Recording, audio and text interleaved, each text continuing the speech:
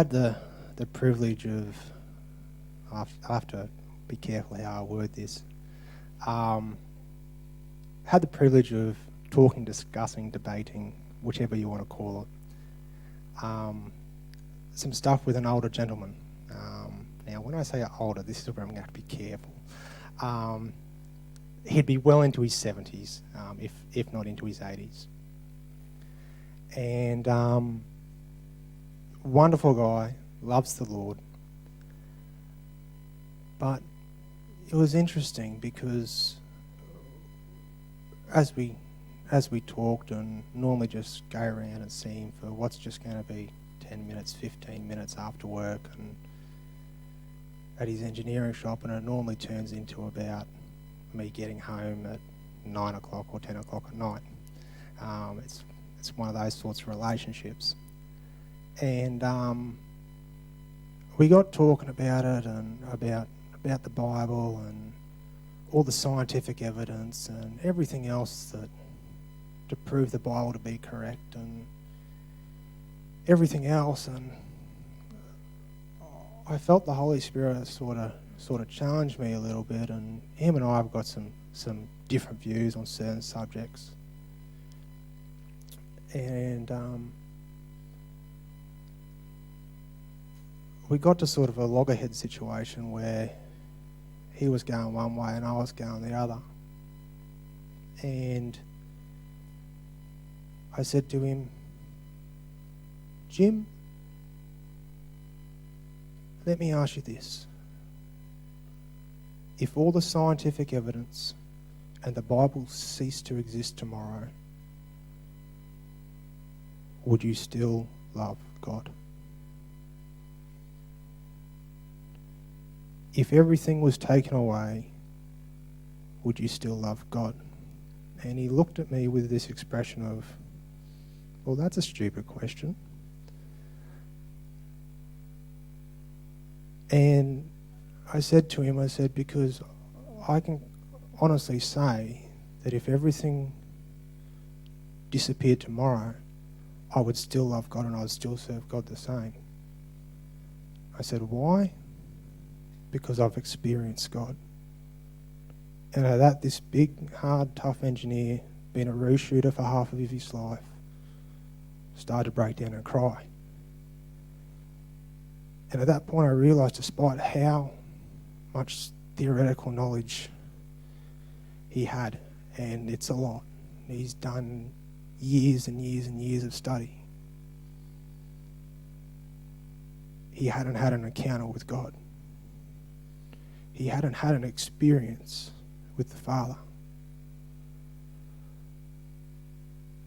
And it's a bit of a sobering thought when you go, if everything was to fall apart tomorrow, if church ceased to exist, would I still follow God? But why do we have church? Why do we have church? It's a question that we don't often ask while we're at church. But I got thinking about it because I'm in a situation at work where there's one person who sort of believes in God and the others don't. And I got thinking about it and I thought, okay, if I was to ask one of these people to come to church, the first question that's probably going to come out of their mouth is, why should I come to church? What's the answer to that question? The question is a rather interesting one, but the answer God dropped into my spirit on yesterday morning sometime.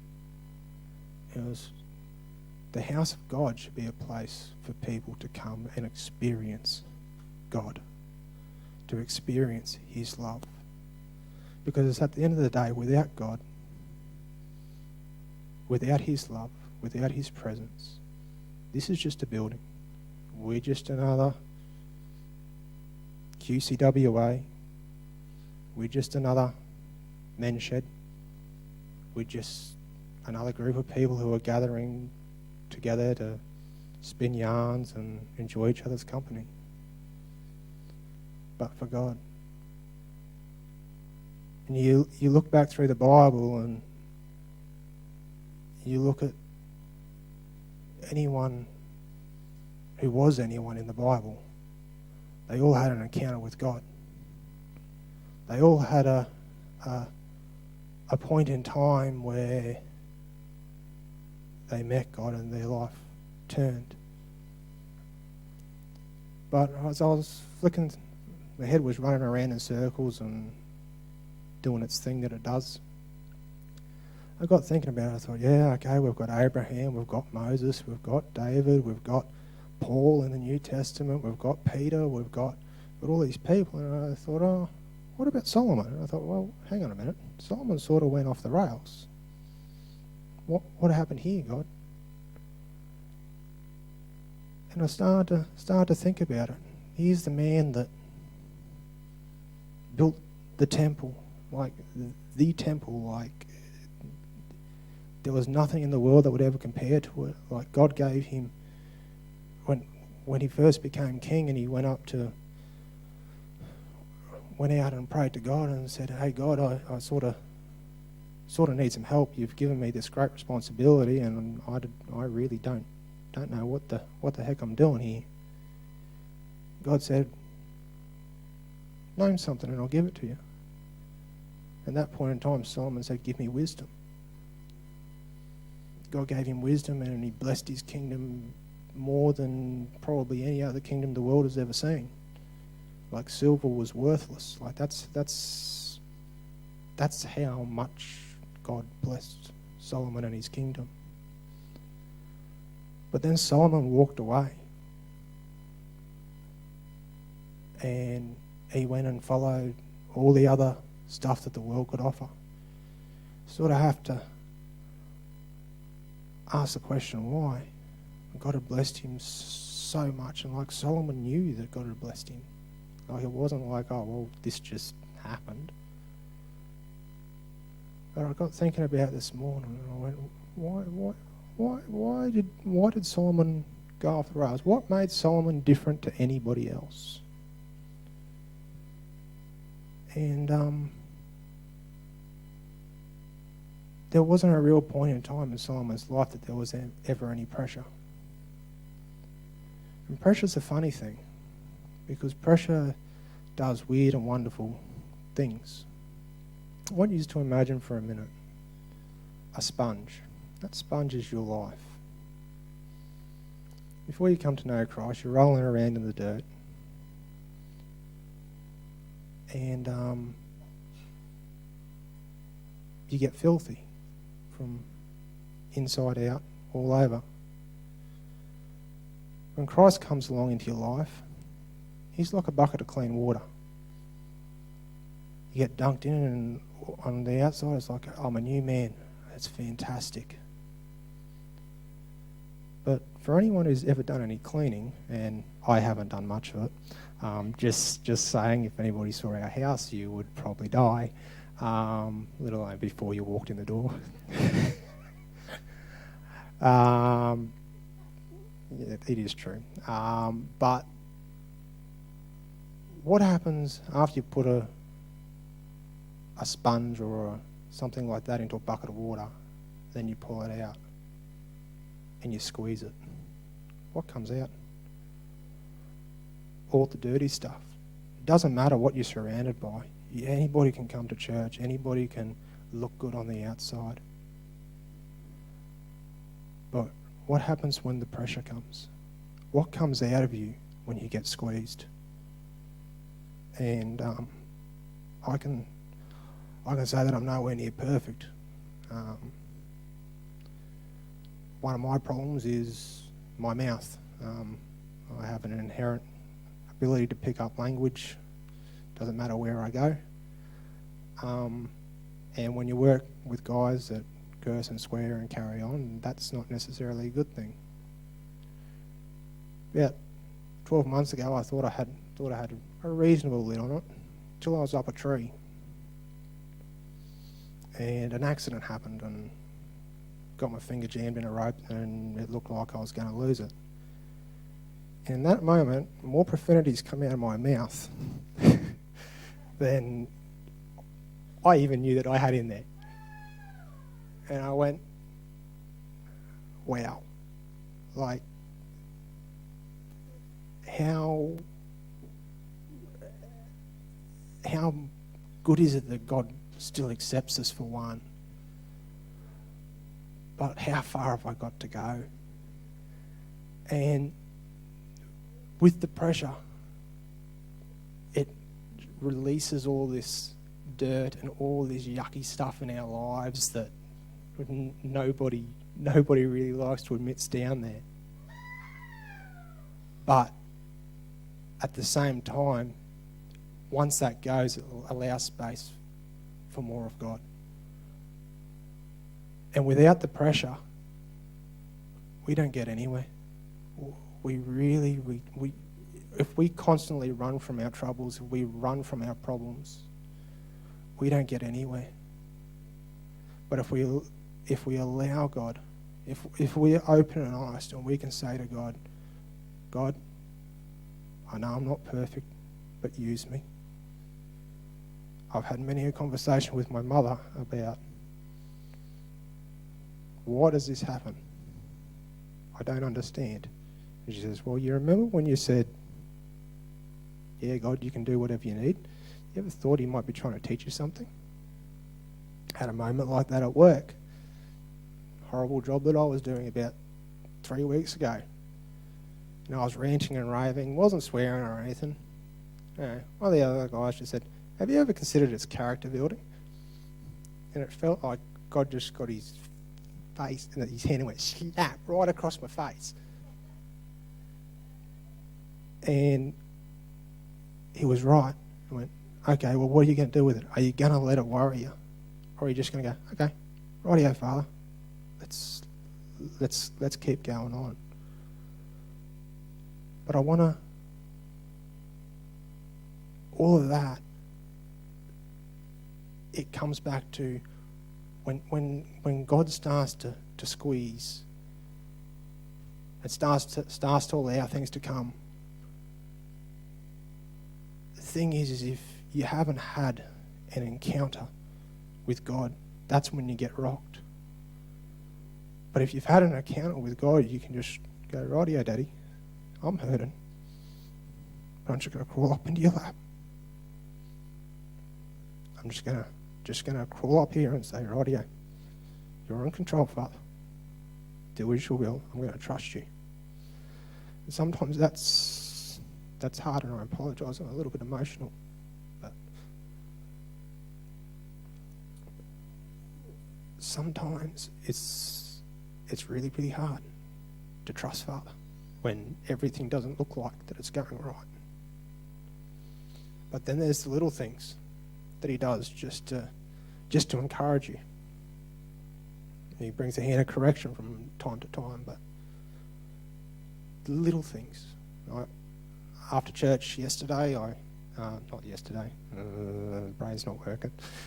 After church last week, I took off on a bit of a road trip. I had an RDO on the Monday, and so I thought, you know what, I'm gonna take off and just go have a bit of a look. I ended up going up to Gladstone, and it rained on the way up. I didn't get wet. I rode on wet roads basically most of the way up, but I didn't get wet. Got into camp about 7:30, 8 o'clock at night, set up. It rained sometime during the night. And I heard it come down. I went, yeah, right, yeah. Okay, everything's going to be wet. Anyway, that's fine, God, whatever. Got up in the morning. Praise God, the gear wasn't wet that I needed to wear. And just come back down the inland road. And about every half an hour, it looked like it was going to rain. Well, on top of me. And I just said, Father, it'd be really, really good if you could make a way through this. And time again, the road either went, I'm going this way, the rain's going that way. Or there was a hole straight through the middle of the rain. and you go, if God can just divert rain just to keep me dry, how much does he really love us? How much does he care for us? I want to encourage you is if you haven't had an encounter with God, if you haven't had an experience with God, cry out to him. Be found in the church. Press in worship. Let God meet you where you're at. Because I can honestly say that once you do, you'll never be the same. You look at Abraham, look at Moses, Paul, all these great men of God had encounters. And once they did, they were never the same. Amen. Thanks, Adam.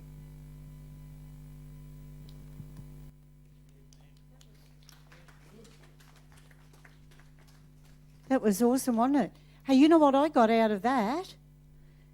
Besides a lot of other things, is pressure reveals to us what's inside. It also releases what's inside. Amen? Where is he? There he is. Good one, Byron. Now he's pinched half my notes. Did you have to pinch his sermon? Not all of it. No, yeah, he's left me something to talk about. And then Shelley sang a Should have song. gone first. And then Shelley sang a song this morning that also took out of my notes. How many of you actually believe the words in the songs we sing? That's good. I'm going to remember that for in about 20 minutes.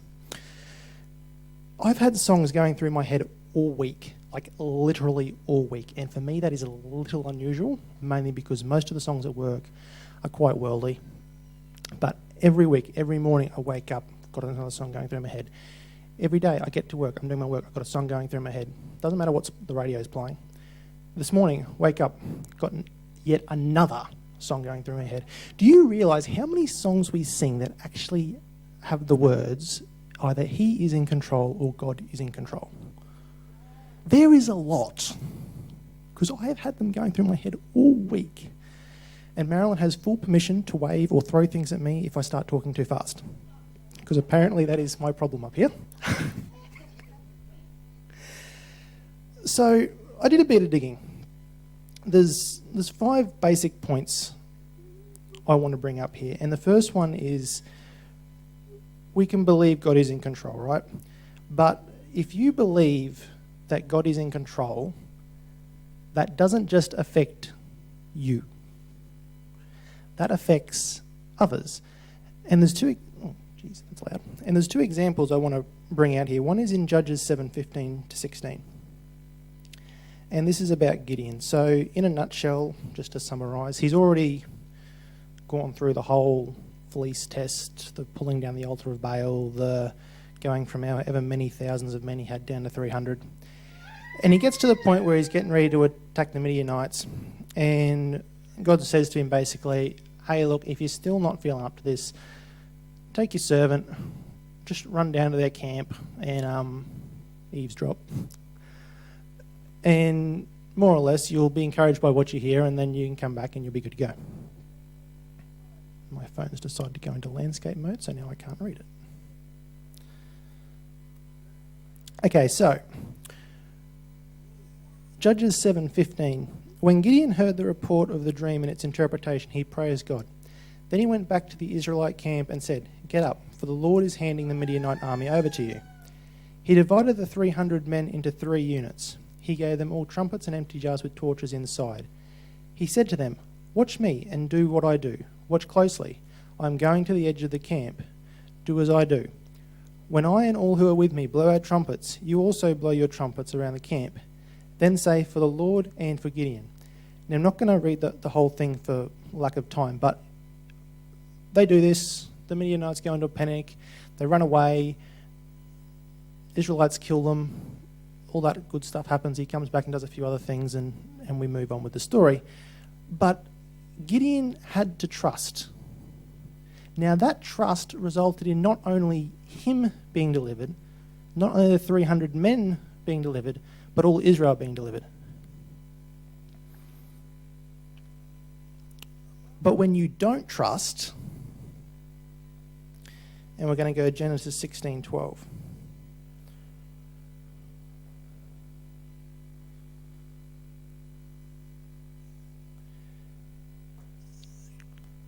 God promised Abraham that he'd have a son, right? And they were getting older, him and Sarah. And it got to the point where Sarah gave Hagar to Abram as his wife. That's what the Bible says. And they had a son. That was not God's plan.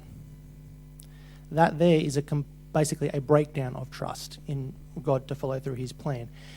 The result of that was Ishmael. And at one point, the Lord comes down to talk to Hagar after she's run away. And this is what he said about Ishmael.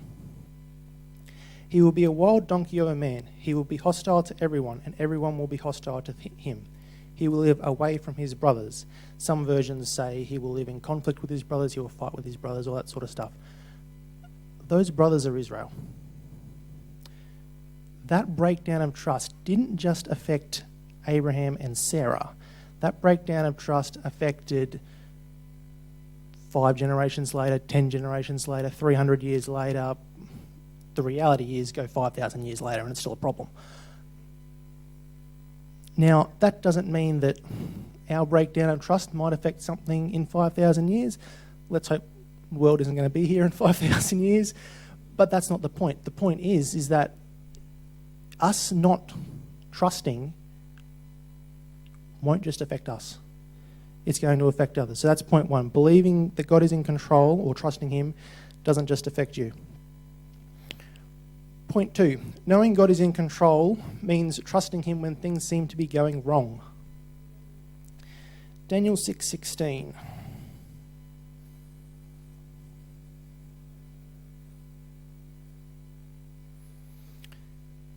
We heard the story about Daniel last week, I think. Anyway, so we should all be more or less familiar with the whole thing of him coming in from Israel, serving the kings of Babylon, Medes, Persia. This particular verse is when he's serving Darius, and all the other rulers and leaders have basically conspired against Daniel, got Darius to pass a law about not worshipping anything except Darius for the next 30 days, which obviously is going to catch Daniel out. And so Daniel 6 verse 16. So the king gave the order, and Daniel was brought and thrown into the den of lions. The king consoled Daniel by saying, "Your God whom you continually serve will rescue you." Then a stone was brought and placed over the opening to the den. The king sealed it with his signet ring and with those of his nobles, so that nothing could be changed with regard to Daniel. I want to point out that this, verse 17, the signet rings, is quite significant because that basically means, in a nutshell, you interfere with that, you're dead.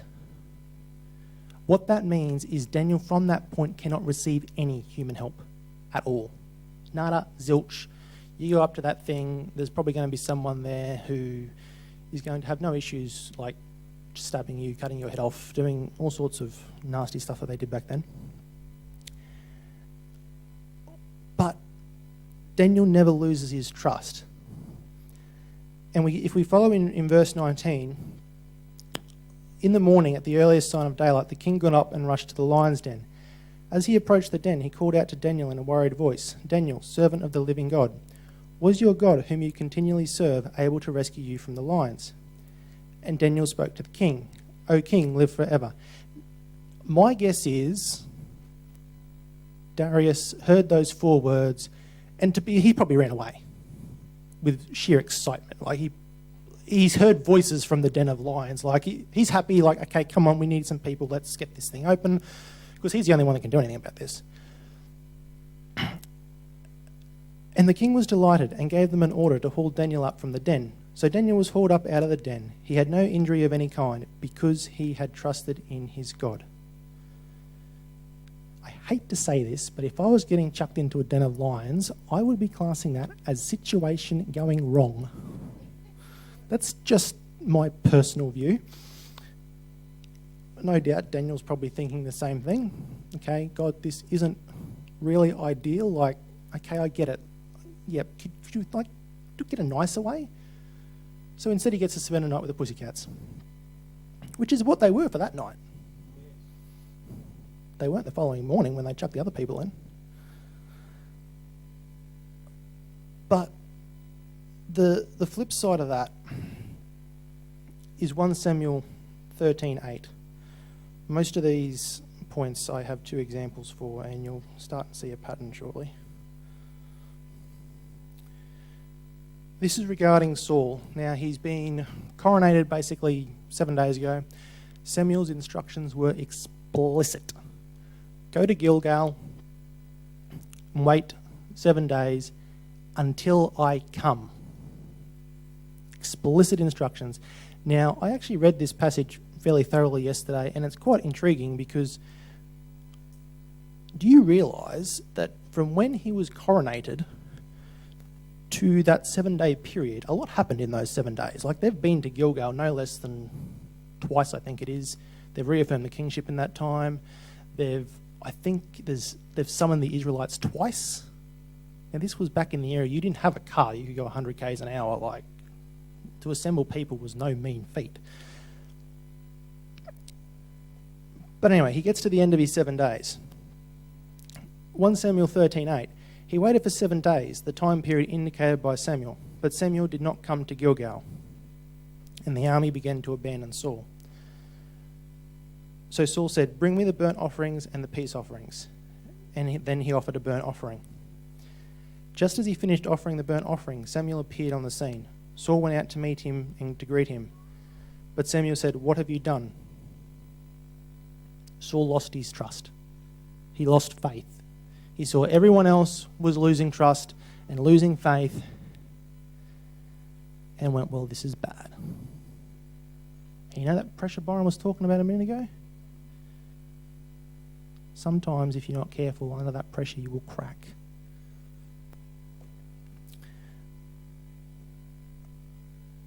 The consequences of that, verse 13. Samuel said to Saul, "You have made a foolish choice. You have not obeyed the commandment that the Lord your God gave you. Had you done that, the Lord would have established your kingdom over Israel forever. But now your kingdom will not continue." Remember what we were talking about, this affecting people further down the line? "The Lord has sought out for himself a man who is loyal to him, and the Lord has appointed him to be leader over his people, for you have not obeyed what the Lord commanded you." Things are going wrong. Saul's made a bad decision. He's lost his faith, lost his trust, because what he was told was 7 days, and he's got probably to the end of 7 days and gone, this is bad. Not realising that Samuel is probably literally just down there around the corner on his way. Don't panic. Point 3. Trusting that God is in control when his directions don't make sense is a test. Sorry, Saul's going to get a bit of a bad rap this morning. Genesis 22.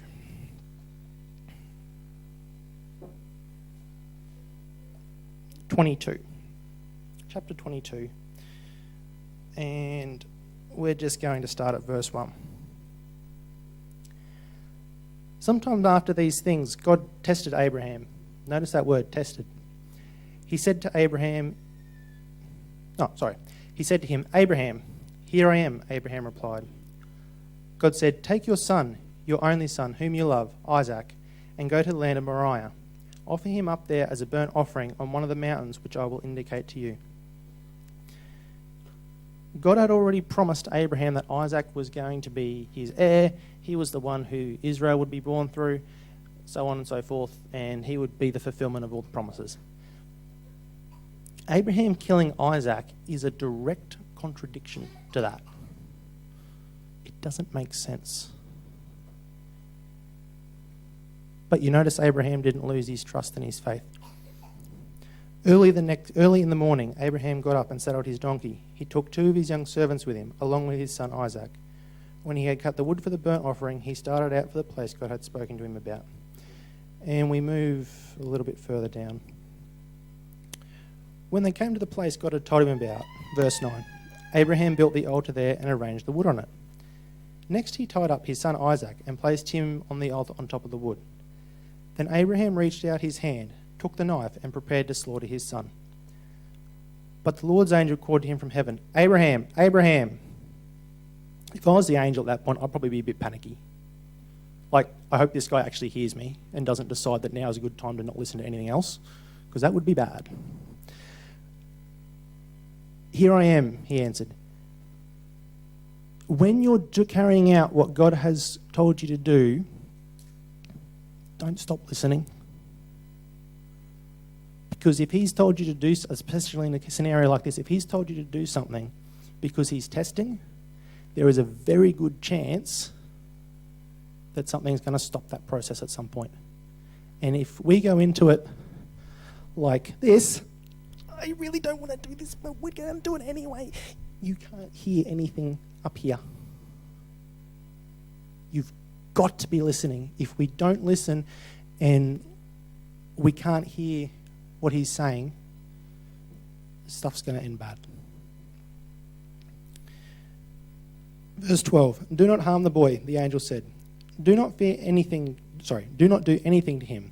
For now I know that you fear God, because you did not withhold your son, your only son, from me. That was the test, was to see if Abraham was going to be faithful, if he was going to trust God, if he was going to go through with whatever God told him to do. 1 Samuel chapter 15, verse 3.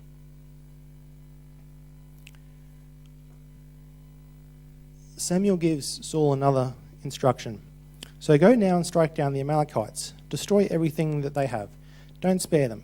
Put them to death, man, woman, child, infant, ox, sheep, camel, and donkey alike. In other words, kill everything.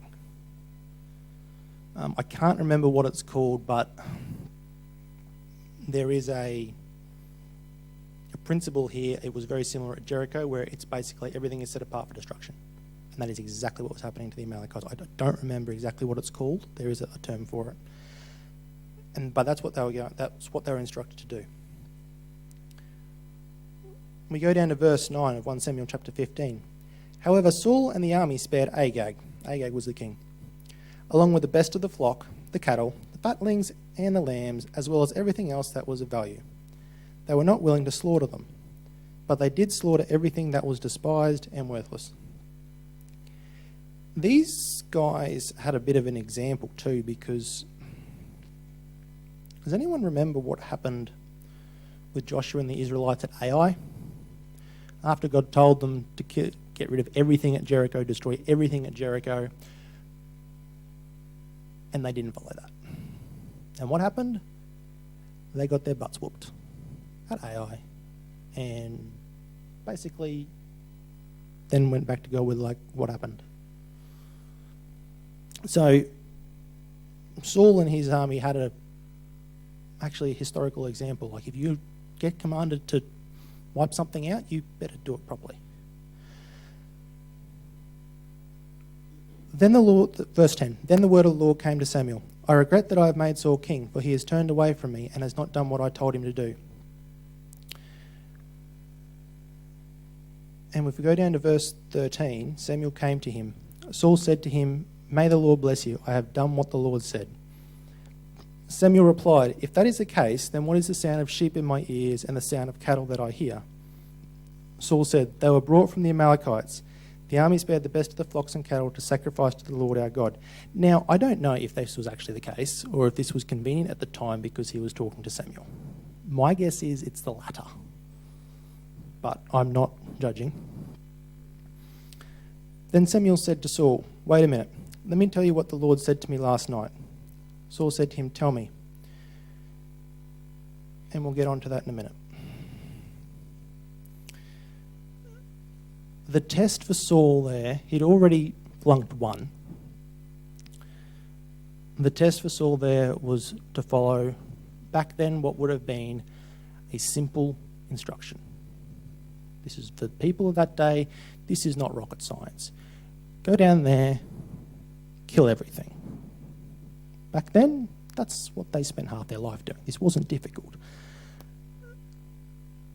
But they failed it because they think they have a better idea.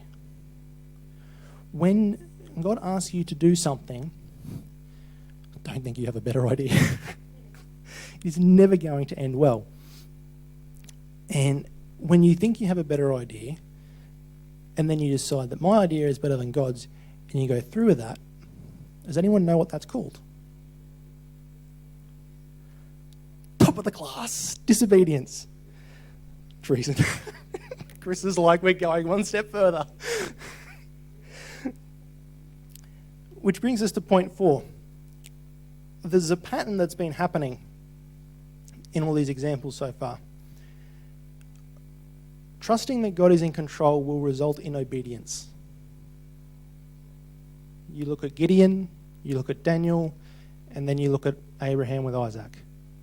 Every time, trusted God, obedience has been there, everything's happy. The opposite is true. Not trusting God, not having faith in God will, not may, will result in disobedience. And you see that with Abraham and Hagar. You see that with Saul when he went to Gilgal and then sacrificed himself. You see that again with Saul when they spared part of the Amalekites. When you think you have a better plan and you follow it through, to put it bluntly, it is flat out disobedience. It's effectively breaking trust. And that is not good. 1 Samuel 15:22. So we're still in that chapter.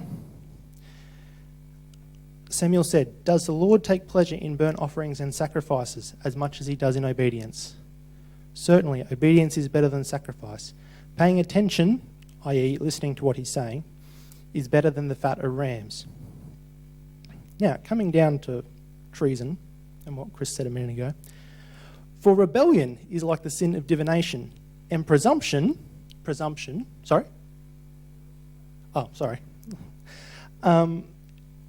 rebellion is like the sin of divination and presumption. Now, presumption in this scenario is going, well, I think I know what's better in this scenario, so I'm going to do this. That's presumption. That's presuming that you know what is best. And presumption is like the evil of idolatry. Because you have rejected the word of the Lord, he has rejected you as king. Saul not trusting and not having faith and that disobedience led, in a nutshell, to his calling being revoked. That is serious. Saul had for that day, some basic things he had to do that would have established his lineage, that would have established the kings of Israel, and he flunked it.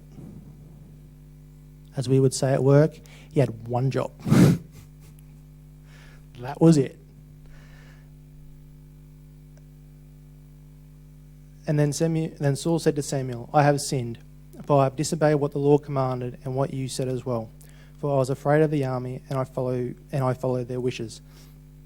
Notice here that the trust has been broken, but this wasn't just because Saul decided this was the best course of action. Peer pressure is a thing here. Pressure from your colleagues, from people surrounding you, has a big impact. And it comes back to what Byron was talking about pressure and that earlier.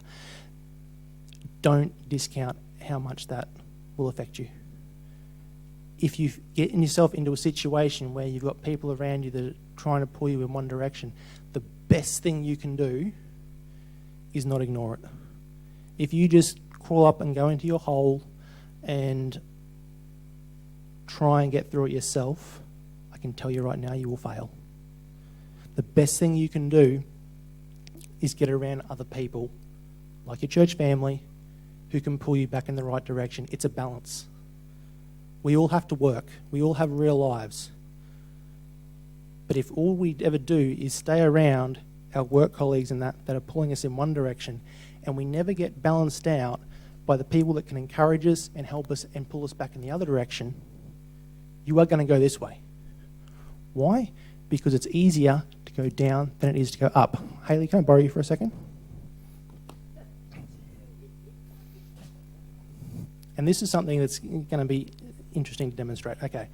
Oh, I can't do this with COVID. Can I have a couple of gloves, please?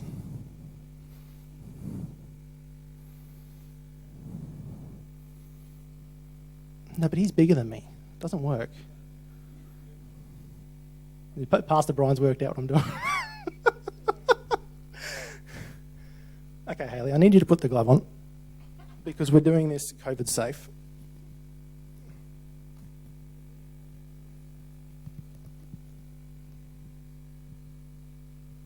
Which hand have you put it on? Oh, that'll do. That'll do. Okay. Hayley, are you left-handed or right-handed? Okay, Hayley is right-handed. What does that mean about her left hand? It's weaker. Perfect. Okay, you take my hand. This is going to be awkward. Go do it like that. Okay. Now I need you to resist. Okay? Come on. Now I'm not mucking around. I'm not mucking around, but I can't pull her up. Okay. Now I want you to try and pull me down.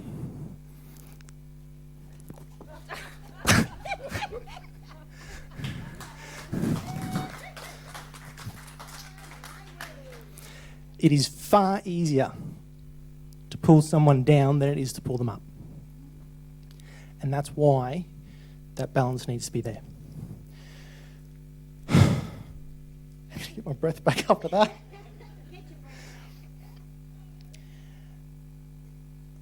My final point is this. God will protect you when you trust him. But that doesn't mean you won't get hurt. If we look at 2 Corinthians 11:23,